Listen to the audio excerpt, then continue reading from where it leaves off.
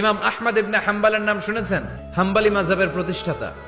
উনি সফরে বেরিয়েছেন হাদিস কালেকশনের জন্য। প্রচন্ড শীতের রাত, উনি মাগরিবের নামাজ, এশারের নামাজ পড়ে একটা মসজিদে শুয়ে পড়লেন, আর শুয়ে শুয়ে হাদিস পড়তেছেন। আর মনে মনে ভাবলেন রাতটা মসজিদে কাটায় দেই, ফজরের নামাজ পড়ে আবার বেরোবো। কিন্তু দারোয়ান এসে বলে মসজিদে থাকতে পারবেন না, ওঠেন। আহমদ ইবনে হাম্বল বললেন, আমি শুধু রাতটা থাকতে চাই, আমি তো ফজরেরও মুসল্লি, ফজর নামাজ পড়বো তো এই মসজিদে, আমার থাকতে দাও। দারোয়ান তো দেয় না, কেনা মসজিদে থাকার জায়গা না, জান মিয়া।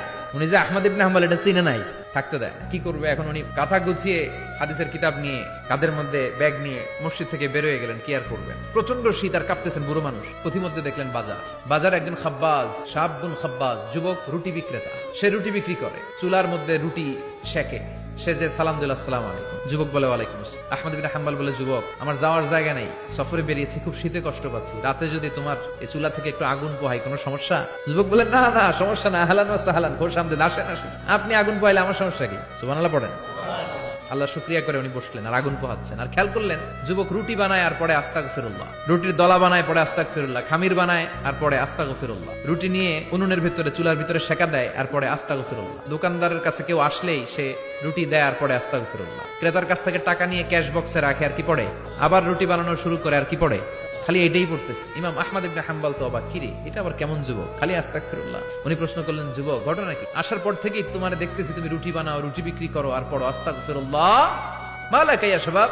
যুবক বলে, আস্তাগফিরুল্লাহ আমার সবচেয়ে বেশি পছন্দের আমল, আমি সব সময় আঠার মতে ইস্তেগফারের সাথে লেগে থাকি আর সব সময় পড়তে থাকি আস্তাগফিরুল্লাহ, আর এর বদৌলতে আল্লাহ আমারে মুস্তাজাবুদ দাওয়া বানিয়ে দিয়েছে। আহমদ ইবনে হাম্বল তো অবাক, আনতা মুস্তাজাবুদ দাওয়া? তুমি মুস্তাজাবুদ দাওয়া, রুটিওয়ালা? আমি এত বছর হাদিস পড়াই, আমিও তো মুস্তাজাবুদ দাওয়া না, আর তুমি রুটি বেচো বাজারে, তুমি মুস্তাজাবুদ দাওয়া? তুমি দোয়া করলেই সব কবুল হয়ে যায়? যুবক বলে, না, আনা মুস্তাজাবুদ দাওয়া, আমি আমার জীবনে যত দোয়া করেছি কবুল করে নিয়েছে কে? সব দোয়া কবুল করে নিয়েছে আল্লাহ, একটা দোয়া ছাড়া। আহমদ ইবনে হাম্বলের কৌতূহল, কিউরিসিটি আরো বেড়ে গেল। কি? সব দোয়া কবুল হয়েছে, একটা দোয়া ছাড়া? মাযালিকা দোয়া ইয়া শাব, কি সেই দোয়া? যুবক এবার বলতে শুরু করলো, আমার জীবনে যে দোয়াটা আল্লাহ কবুল করে নাই সেটা হচ্ছে আমি আল্লাহর কাছে অনেক চেয়েছি, অনেক দোয়া করেছি, যে আল্লাহ শুনেছি এই জামানার সবচেয়ে বড় মুহাদ্দিস, তার নাম নাকি ইমাম আহমদ ইবনে হাম্বল। আল্লাহ তোমার কাছে আমার চাওয়া, আমি যেন এই ইমাম আহমদ ইবনে হাম্বলের দেখে মরতে পারি, আমি যেন ইমাম আহমদ ইবনে হাম্বলের হাতে হাত রেখে মুসাফা করতে পারি আর তার কপালে একটা চুমু এঁকে দিতে পারি। আহমদ ইবনে হাম্বল আবেগপ্রবণ হয়ে গেলেন, চোখের পানি ছেড়ে দিলেন, বললেন, যুবক তোমার এই দোয়াটাও কবুল হয়ে গিয়েছে।